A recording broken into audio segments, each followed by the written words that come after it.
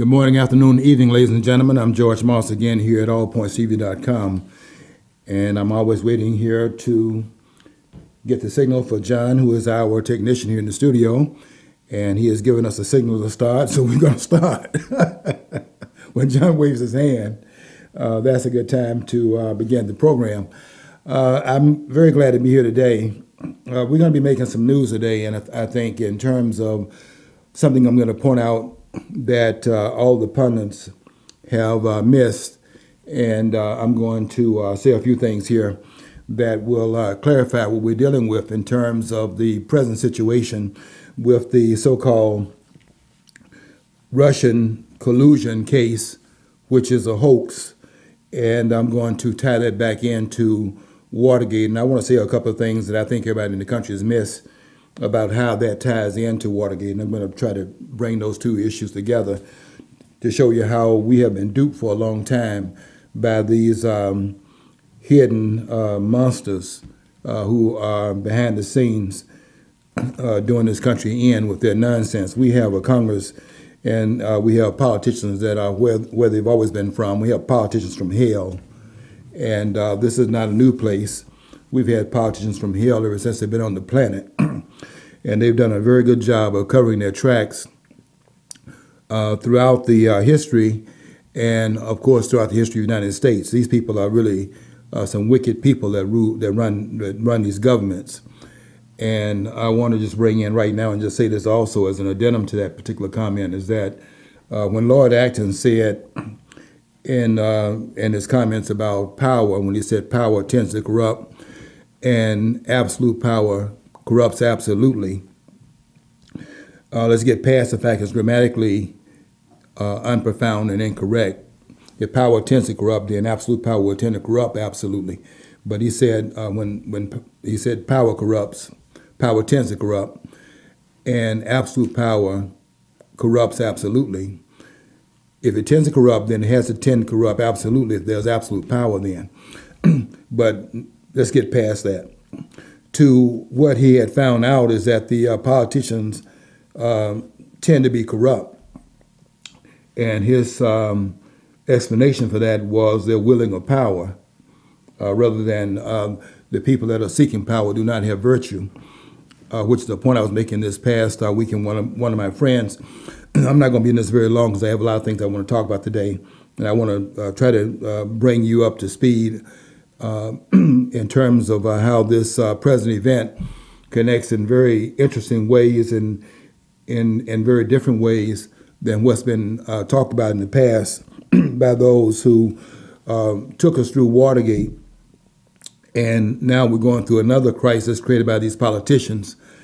And I want to try to give you another way of looking at how these two cases interface and tie in together. There is a connection here that I know that everybody that has commented about these two cases have missed because they have not gone into the situation with the kind of depth that it requires.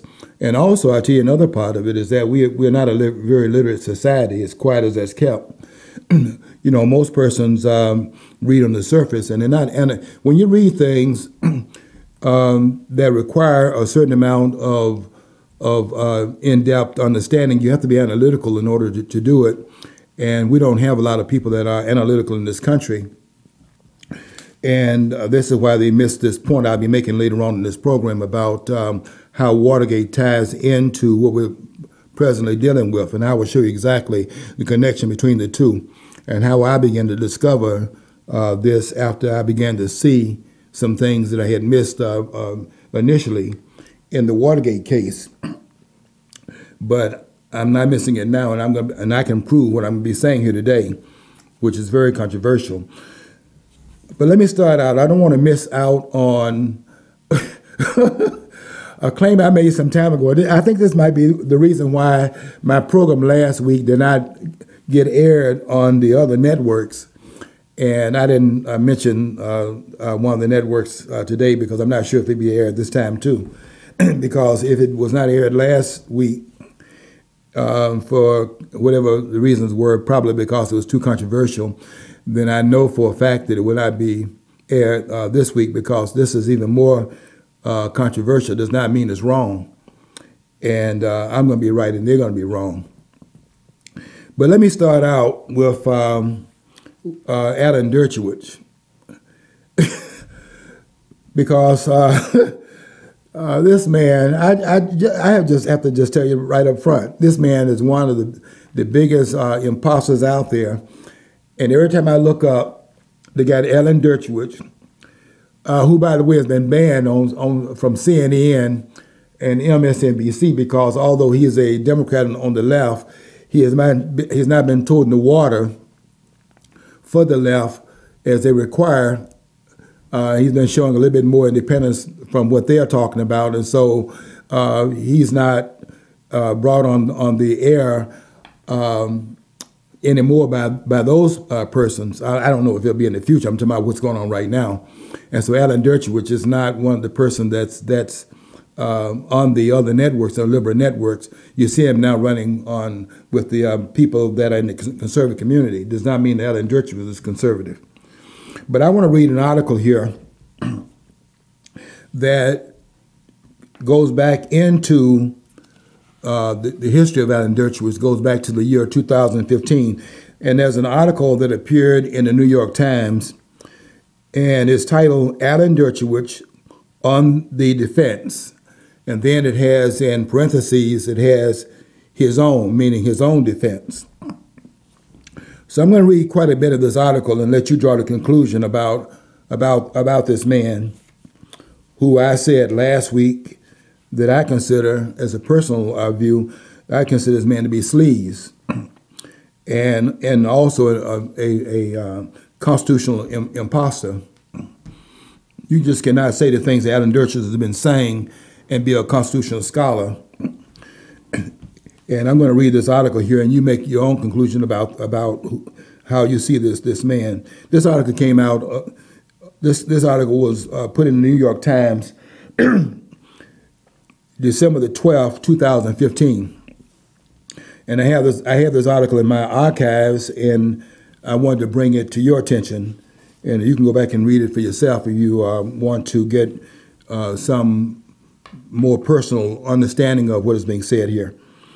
But the article is Alan Dershowitz on the defense, and then in parentheses, his own, meaning his own defense. And the article is written by Barry Meyer, Meier, December the 12th, 2015. Here's the article. Last month, demonstrators at Johns Hopkins University interrupted Alan Dershowitz as he was giving a fiery speech defending Israel.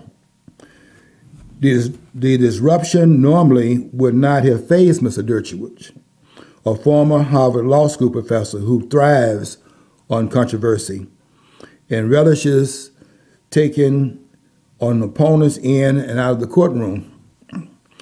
The protesters, however, were not challenging his Middle East politics. Instead, they held up a sign reading, quote, "You are rape culture." RAP, you are rape culture.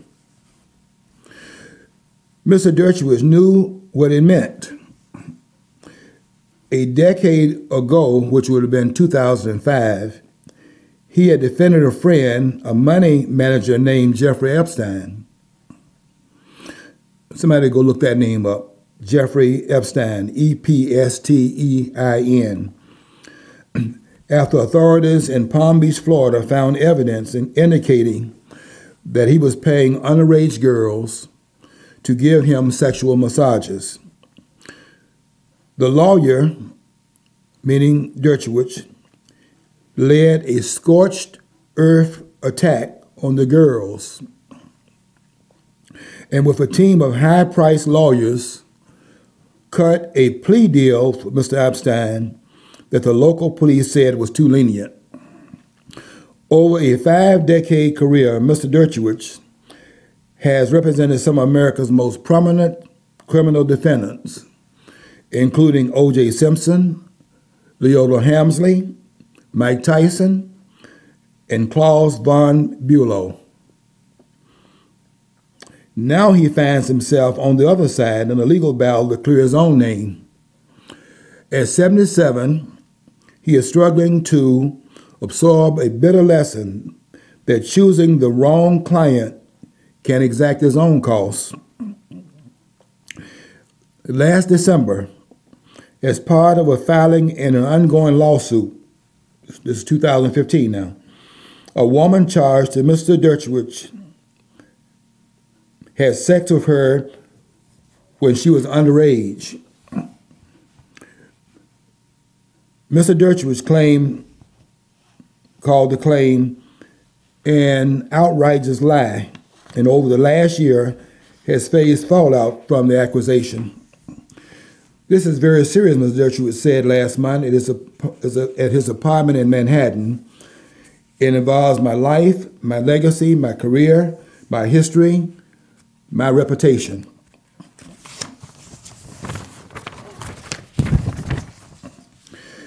As he defended that legacy, there has been a lawsuit, a counterclaim, and even an accusation of extortion, of an extortion plot against the billionaire Leslie Wexner, the chairman of the L Brands, the retail empire that includes Victoria's Secret and Henry Biddell. It also has pitted Mr. Dershowitz against another of the nation's most famous lawyers, David Boies, B-O-I-E-S, who represents his accuser. The two lawyers are in an increasingly violent war. In October, Mr. Dershowitz testified in a deposition that Mr. Boies had privately assured Mr. Dershowitz that he did not believe the claims of his client, Virginia Roberts Giuffre. He said that he would not have taken this case if he had known she was going to accuse me. This is Dershowitz saying that Boies, the other lawyer, would not have taken the case. He said to Dershowitz, we would not have taken the case if he had known that the accuser was making an accusation against Dershowitz. Mr. Boies responded that he never made such a statement. The only explanation I have is that he is so emotional about this that he starts saying things without being careful. Mr. Boies said in an interview, he has been someone whose approach in litigation is to attack the other side.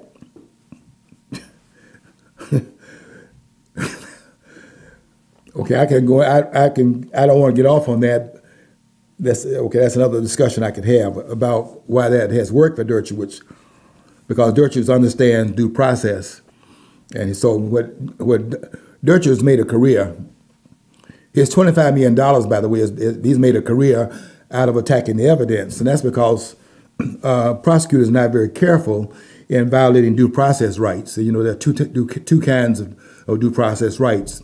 Substantive due process, the substance of the case, and also procedural due process, where you have to follow the procedure to make sure you're not violating people's rights. And Dershowitz is very good at seeing the errors of that, and he's been able to get people off because of the violation of their due process rights, and that's why he's been so successful, and why he has now $25 million in the bank. Okay. In recent weeks, efforts to resolve the thicket of legal actions have begun, but Mr. Dershowitz insists that any settlement must clear him of sexual wrongdoing. The woman accused Mr. Dershowitz has not filed a complaint with the authorities or a lawsuit against him. Instead, her allegations first emerged in a lawsuit that challenged Mr. Epstein's plea agreement. So she has not made a formal claim against Dershowitz. Her claim against Dershowitz comes up because in the case that Dershowitz took to defend Epstein, that's when the claim came up. In recent weeks, efforts to resolve the thicket of legal action have begun, but Mr. Dershowitz insists that any settlement must clear him of sexual wrongdoing. The woman accused of Mr. Dershowitz has not filed a complaint with the authorities or a lawsuit against him. Instead, her allegation first emerged in a lawsuit that challenged Mr. Dershowitz, that challenged Mr. Epstein's plea agreement. Mr. Dershowitz long taught his students that everyone, even those charged with the most heinous crimes, deserves a defense. But he now says he hesitated when Mr. Epstein called him in 2006 to ask for help because he was being investigated in connection with sex crimes.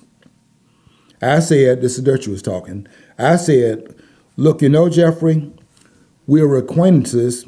Maybe that's not such a great idea. He said, no, I really need you this time. The case, Mr. Dershowitz realized, was right in my wheelhouse. The due process wheelhouse is what he's talking about there. In the interview in his Manhattan apartment, Mr. Dershowitz said Mr. Epstein was often surrounded by young women, but none struck him as underage. I never got involved in his social life, Dershowitz said. However, in late 2005, around the time when Mr. Dershowitz and his family were vacationing at Mr. Epstein's home, Palm Beach detectives were sifting through the trash outside. Acting on a tip, the authorities were investigating whether women working as assistants to Mr. Epstein were finding teenage girls to give him sexual massages. As the inquiry unfolded, detectives spoke with girls, some of whom were 15 or younger. Now, they didn't appear to be underage. Dershowitz was not wearing his glasses. After taking the case, Mr. Dershowitz responded, as was his way, with hardball tactics. He gathered information from the girls' postings on social media accounts, which he claimed showed they were drug users or had lied to Mr. Epstein about their age. He also helped put together a defense team. Listen to these defense team members now. He also helped put together a defense team that included Roy Black, the prominent trial lawyer, and Kenneth Starr, who led the investigation into President Bill Clinton's involvement with Monica Lewinsky. A local prosecutor, after meeting with Mr. Epstein's defense team, recommended that he be charged only with a misdemeanor. The chief of the Palm Beach Police Department was so outraged by the proposal, they wrote a letter to the Justice Department asking it to get involved in the case. Just like they're asking over there in Chicago right now that the Justice Department get involved in the case with this prosecutor of Cook County that let this this criminal Jesse, this guy that got off, that cleared him in a case that just reeks to heaven of corruption. Jussie Smollett. Where they allow Jesse Wallet to do community services before being charged and then exonerated him. And you don't think that case has to be investigated by the FBI? Anyway, this is something very similar to that. A local prosecutor, after meeting with Mr. Epstein's defense team, recommended that he be charged only with a misdemeanor. The chief of the Palm Beach Police Department was so outraged by the proposal that he be charged only with a misdemeanor to Mr. Epstein that he wrote a letter to the Justice Department asking it to get involved in the case, just like we're asking for someone to get involved in the case of Wallet in terms of the evidence being dismissed without any trial. 16 charges against Wallet was in fact dismissed. I mean, we really deserve these politicians, don't we? Over time, authorities found evidence suggesting that Mr. Epstein had paid dozens of girls for sexual services. However, Mr. Dershowitz and other lawyers struck a deal in which Mr. Epstein agreed to plead guilty in a Florida court to one count of soliciting prostitution and another of procuring a person under 18 for prostitution. At the same time, federal officials agreed not to bring charges against Mr. Epstein or any of his potential co-conspirators. A Florida judge sentenced Mr. Epstein to 18 months in jail, though he was allowed to spend days working on the outside. He was released in 2009 after serving 13 months, a shortened sentence for good behavior, and had to register as a sex offender. For a criminal lawyer, the residue of a case can remain long after it ends. In other words, this case was back in 2005, 2006, but the residue and the fallout of it has remained, and this is now 2015 when this article is being written, and this is when those persons are standing up at Johns Hopkins University and holding a sign up saying that Dershowitz is rape culture. Long after the case is over, they are reminding Dershowitz of his involvement in that case. The events that pulled him back into Mr. Epstein's orbit began unfolding in 2008. That year, two lawyers, Bradley Edwards and Paul Cassell, filed a lawsuit accusing the Justice Department of violating the rights of two women involved in Mr. Epstein's case by not allowing them to challenge his plea deal. Then in 2011, a British newspaper, The Mall on Sunday, published an article about Virginia Robert Guthrie, another Mr. Epstein's accuser who was then living in Australia.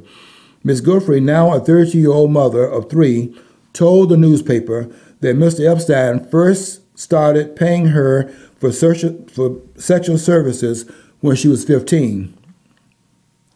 She also described traveling around the world on Mr. Epstein's jet.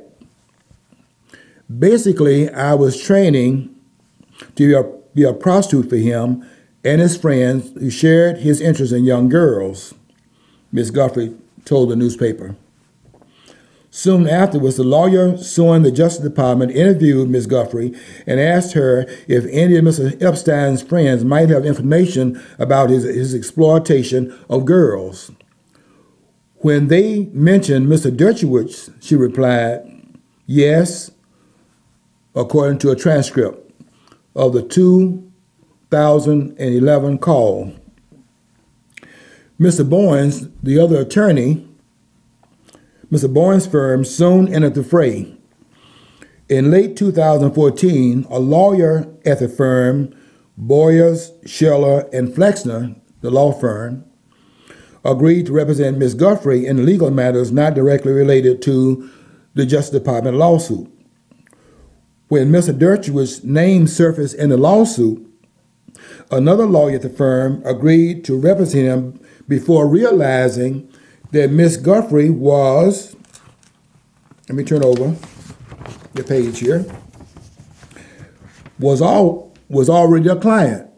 In other words, if they take Dershowitz's case, it would be in conflict with a case that was already taken by the law firm, and Boyes was not aware of that. After the lawyer withdrew, Mr. Dershowitz expressed anger, saying that he had already told the firm his legal strategy before he was made aware of the conflict.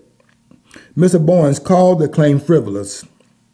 Quote, this idea of going to the press and asserting there is a conflict when you are not willing to make the claim in court is irresponsible, said the lawyer, said Boyes, who is perhaps best known for representing the Democratic presidential candidate Al Gore against George Bush and his challenge to the 2000 election results.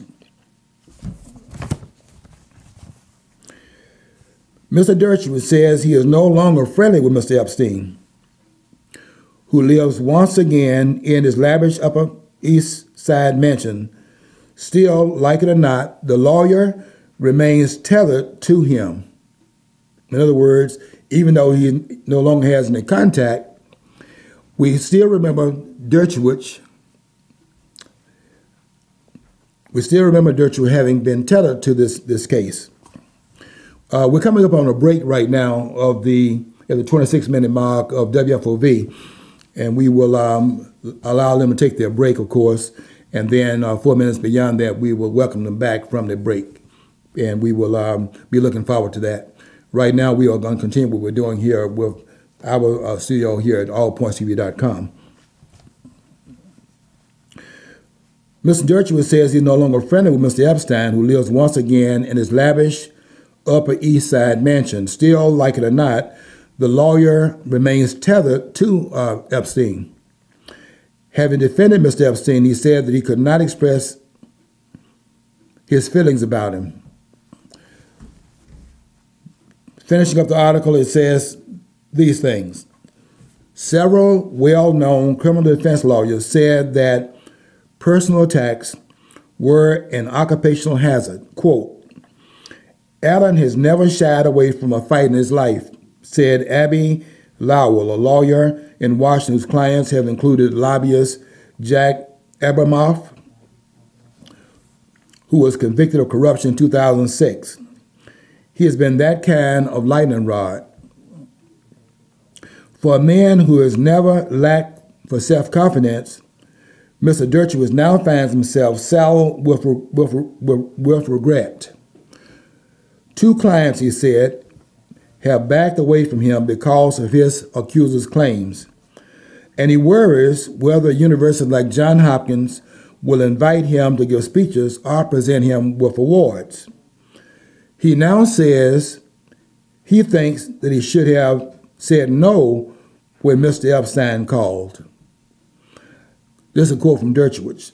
I think I do regret having taken the case in light of everything that has happened since. If I could give back the money I made in the case and have this episode of my life erased, I'd do it. So when I make the claim against Dershowitz of being an imposter, trying to act as if he's some moral lightning rod because he's been on both sides of the political spectrum as far as defending Clinton against the impeachment charge leveled against him, and then defending Donald Trump's, the claims against him being made presently as they're trying to bring about impeachment against this president, and claiming that he has some moral grounding point based upon his being able to defend both Democrats and Republicans. I wanted you to be able to be aware of the article that came out in the New York Times. The New York Times is not a conservative newspaper by any stretch of the imagination. Alan Dershowitz on the defense, his own. You should read that article that came out December 12, 2015. And I said this man is a constitutional imposter as well, with some of the claims that is made about the Constitution. I do not consider Alan Dershowitz to be a scholar of the Constitution. And then you have that article to go along with the other parts of his character. I don't consider him, my own personal view of him is he's not a man of, this man has no integrity. That's a personal point of view. Let me clear up a couple of other things while we are on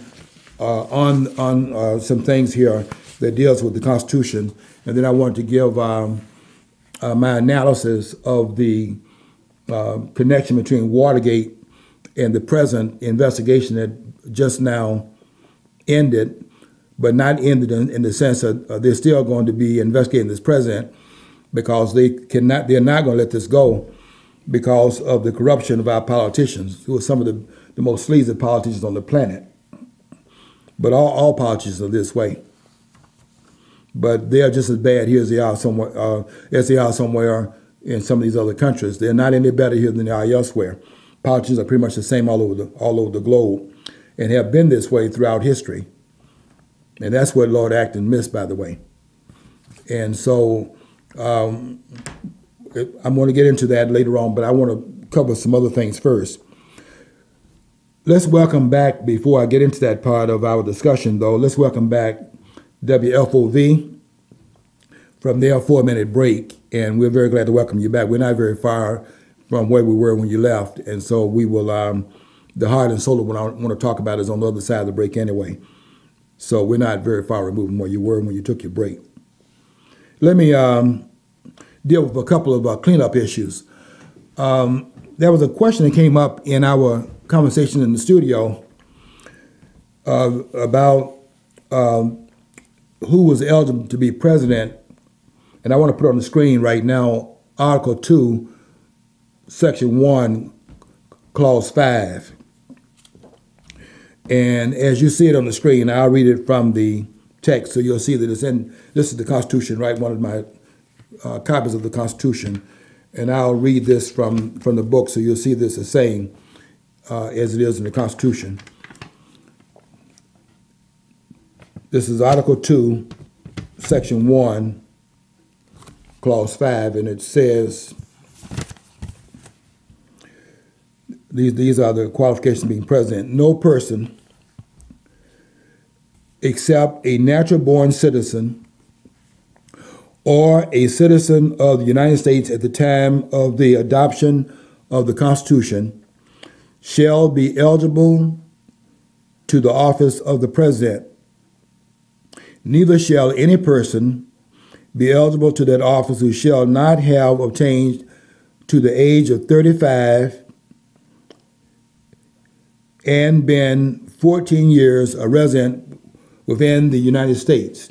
Now, you probably remember me telling you of how to read the Constitution to establish whether or not members of the House and Senate are considered to be office holders, federal office holders of the United States. And I was showing you the Constitution specifically speaks to that in Article 1, Section 6, Clause 2, and Article 2, Section 1, Clause 5.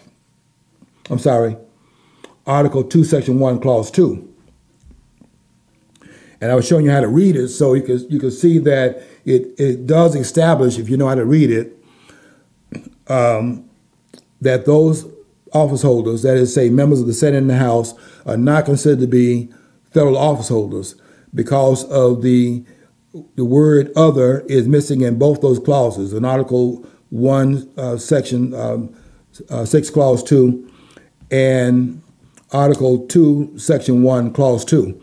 If you read those documents very closely, you'll see that it does not say other when it refers to members of the Senate and members of the House, and the word other being missing out of those two statements in those two parts of the Constitution, because that word other is missing. That is profoundly important to understand what the document is referencing in terms of that question of whether or not they are office holders of the United States. They are civil office holders, don't get me wrong about that, but they are civil officers of the states that they represent. And, I'll go into that sometime in a future discussion about why that is true, that they are office holders of the United States and why they are sent there as office holders of the states, which is very, very important to understand our federal system and why that would have been the framers' intent. But anyway, I want to show you something else here in terms of what the scholars have been, what the scholars have been missing. They say that that the Constitution does not define natural-born citizen. Now, you see this on the screen, and I'm telling you that if you know how to read, see, the people in this country that are considered to be scholars, these people are illiterate. You have to be illiterate if you cannot see that in that language, the term is defined.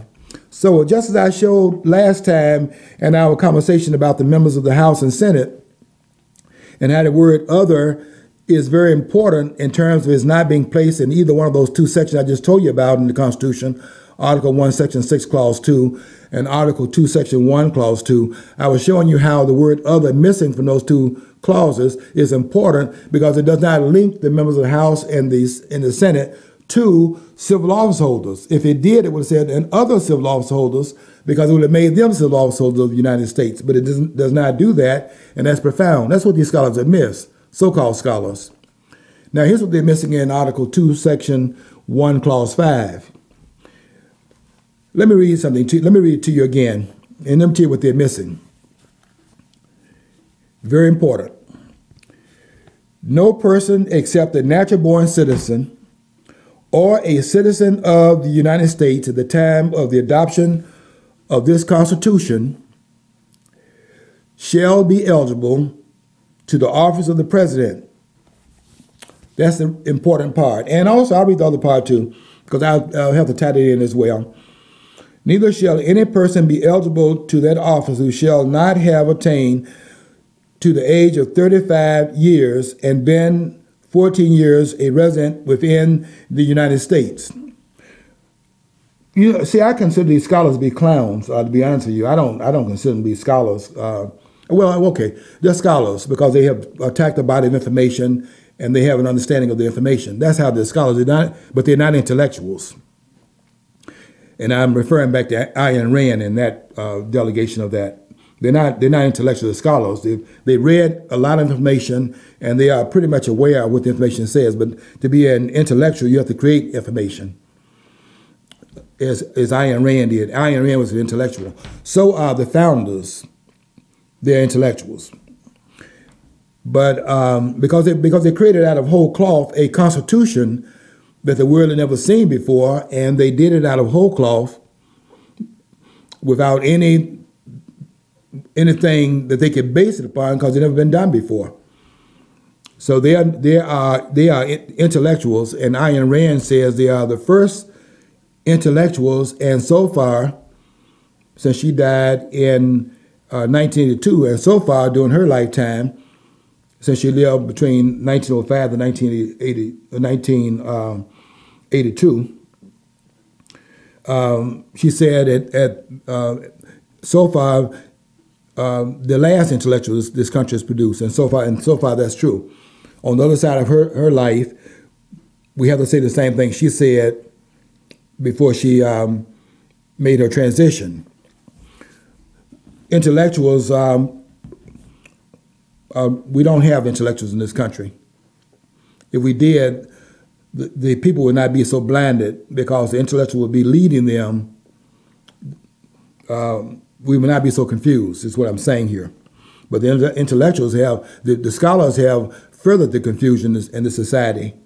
And if they were intellectuals, that would not have happened.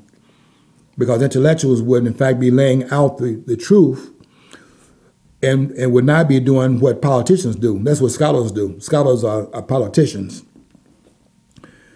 And intellectuals are something very different from that in terms of people that would, in fact, create information or deduce information and then carry it out and let the information lead to the conclusion. That's not what these scholars do. These scholars do things politically. So anyway, here's what they're missing in terms of Article 2, Section 1, Clause 5. They say that, now here's what they say. They say that the Constitution does not define what it means to be a natural born citizen. I want you to look at something here. You would agree with me that Article 2, Section 1, Clause 5 gives an exemption, doesn't it? When it says no person except a natural born citizen, here's the exemption to that. See, no person except a natural born citizen can be president of the United States. But it gives an exemption, doesn't it, in the very next part of that statement. Or a citizen of the United States at the time of the adoption of the Constitution.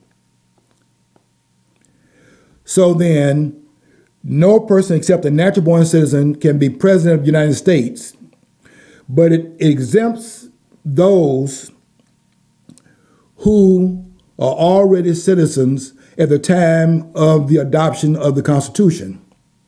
Here's what the scholars are missing.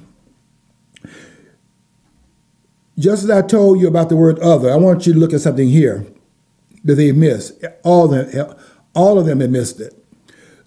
Look at something as simple as the location of the exemption. When I say these people are illiterate, I mean exactly I mean exactly that.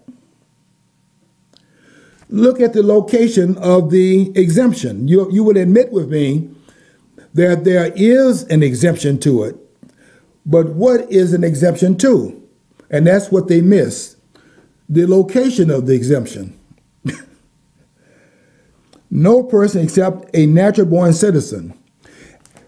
But because that is the requirement for being president, but recognizing that nobody fits that qualification at this point. Why is that true? Because there are no natural-born citizens at this point. They're all naturalized. Isn't that true, Alan Dershowitz? You're dealing with fools. That probably gonna get me taken off again off the air next week. I say what I say.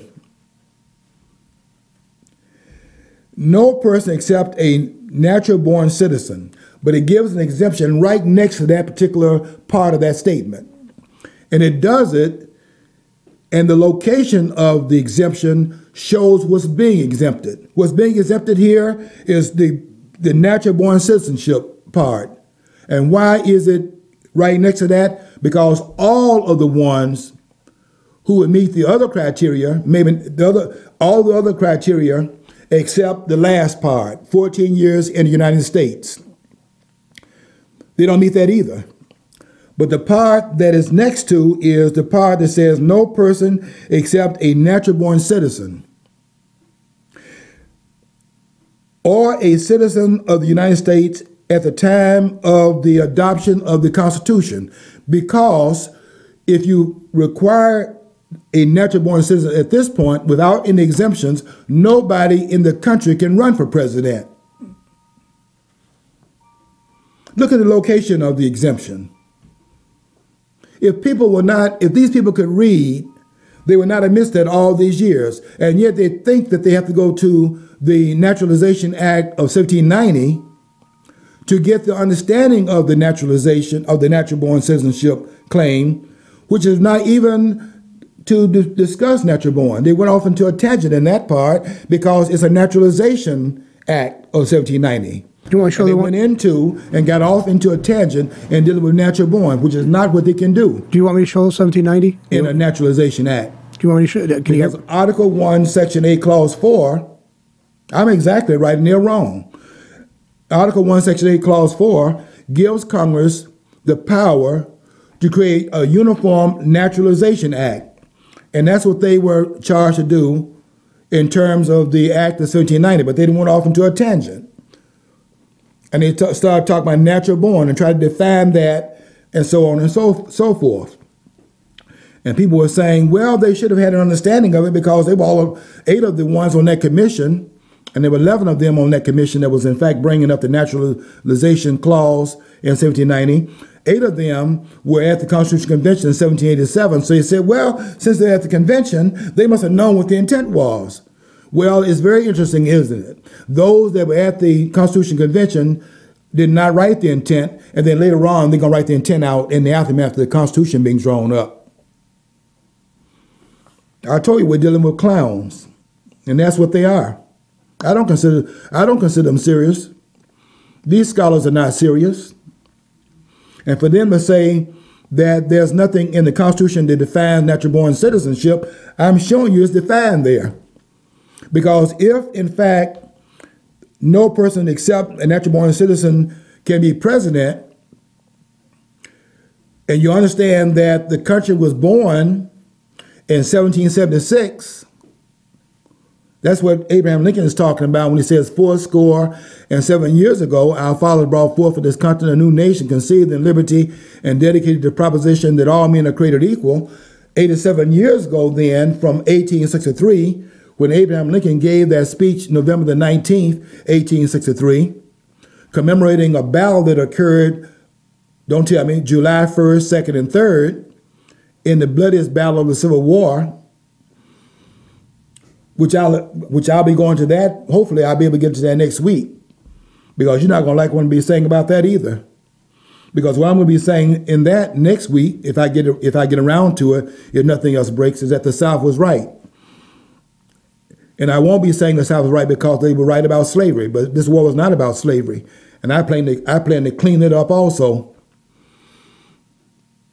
because people have been brainwashed about that too. In order to get this country straightened out, we're going to have a whole different understanding of the history of the United States in this country. And we've been misled and brainwashed and misdirected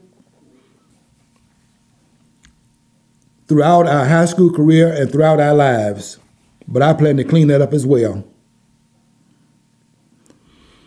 No person except a natural-born citizen or a citizen of the United States at the time of the adoption of this Constitution shall be eligible to the office of the President. Neither shall any person be eligible to that office who shall not have attained to the age of 35 years and been 14 years a resident within the United States. There are two parts of that would have disqualified everyone in the country at the time that this document was drawn up, which was drawn up in 1787. This country is only 12 years old at the time of the ratification of the Constitution, which was 1788. At the time of the adoption of the Constitution, which is 1787, ratified the following year, there are no natural-born citizens in the country that were eligible to run for president when the presidency was when we had our first president running for office in 1788. There was no person in the country eligible by the requirements of the Constitution eligible to run for president during that time period, because the country is only 12 years old. How did they meet the 35-year standard? How do they meet the 14-year standard? How do they meet the natural-born citizenship standard? They cannot meet two aspects of the requirements of president during that time period.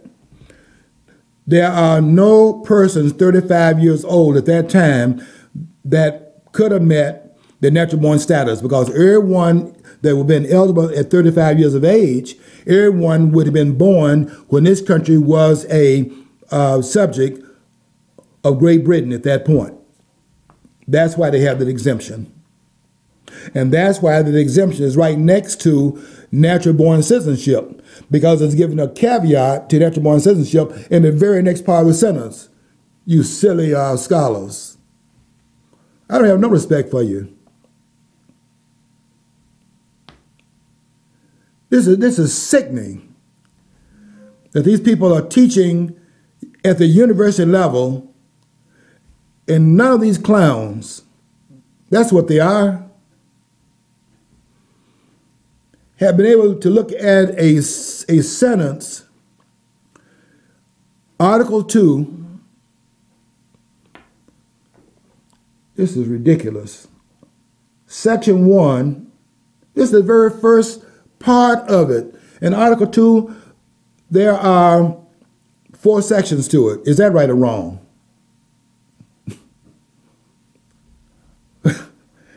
I laugh at these jokers.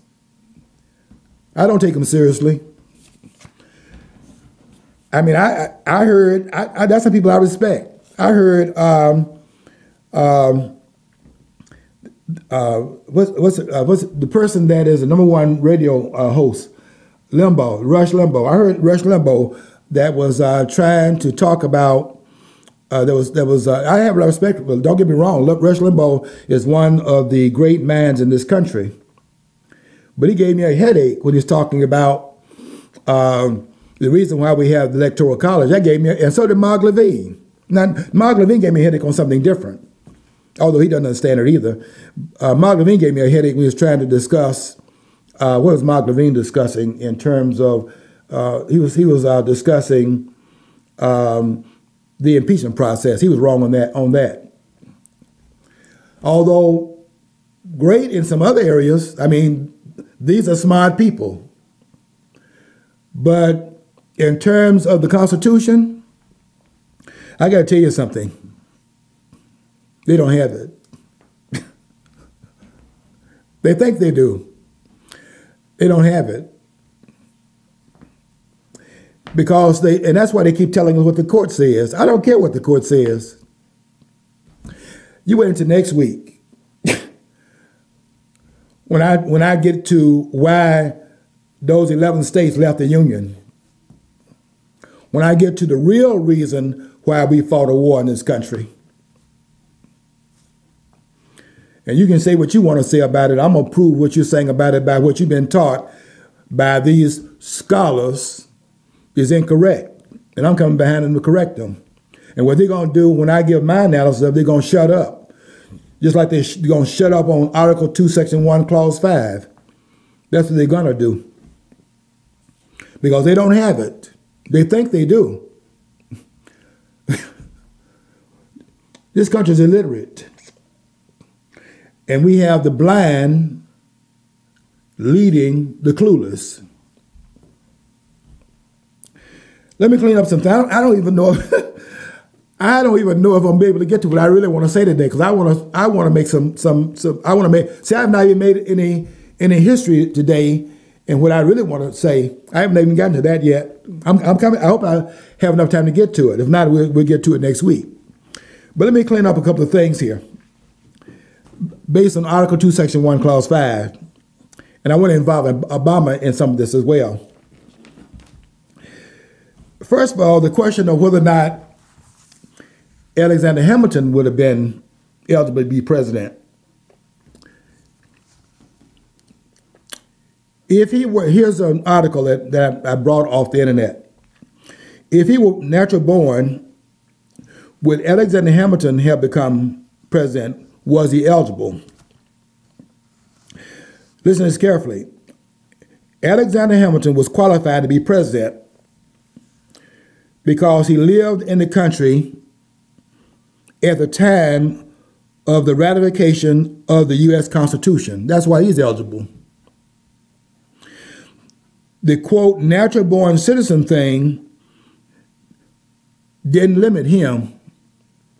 You see, because of that caveat, you see the importance of that caveat now? So Hamilton would have been eligible to run for president. Now let me come to Barack Obama, who get ready to fall off your chair on this as well, because I don't seek your friendship, none of you. And when you start all that hollering that you do, when I see you at the stores and that, and you start hollering, let me tell you something, you're not qualified to tie my shoes. And I don't care what you say. I don't seek your friendship, and I don't seek your approval. You're not qualified to approve what I say. And that's just not the ones that I keep meeting on the street that want to try to jam me up. You don't have enough information to jam me up. And what I suggest you do is shut up, because you're not qualified. You think that you are. And that includes these silly politicians in this town. I'm just telling you, you're not qualified. Yeah, all of y'all. About Obama, everybody's missing this part about Obama. He is a usurper, but not in the way that you think that I'm talking about it, and the way they've talked about it on a national level is incorrect. Here's an article right here. It's called What's Your Evidence? Did Obama become an Indonesian citizen when his mother, Ann Durham, married Lolo Soetoro and moved to Indonesia?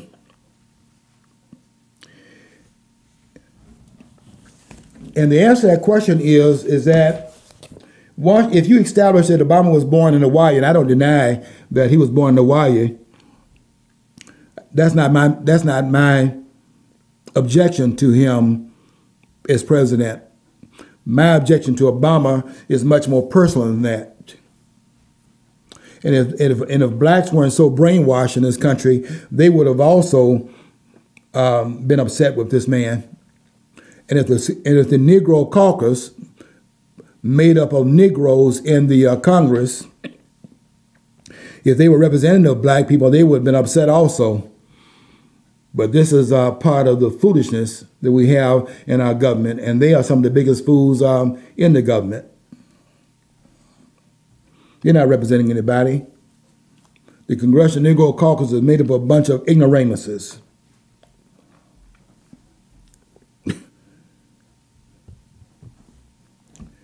Obama is a usurper in a different way. I'll accept that he is, in fact, born in Hawaii. I have no objection on that level. My objection is that when this country had gotten to a point of trying to get over the racial hump, and it has arrived over the racial hump in this country. That's why you have to make these cases up now. That's what explains Jesse Mollett. I won't get around to what I wanted to deal with today because we only have a minute left in our discussion. I'll make some history next week. Too much to talk about and too much to uncover. But Obama is a usurper, not in terms of him being eligible to run for president, which most persons made that claim against him.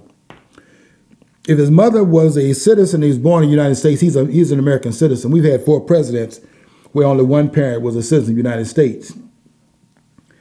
So he's eligible in that sense. Here's the problem that I have, my bone to pick with Obama. When it came down to the country having gotten over the racial hump, and a person is running for president, the country is not ready to get over the racial hump and elect a black president.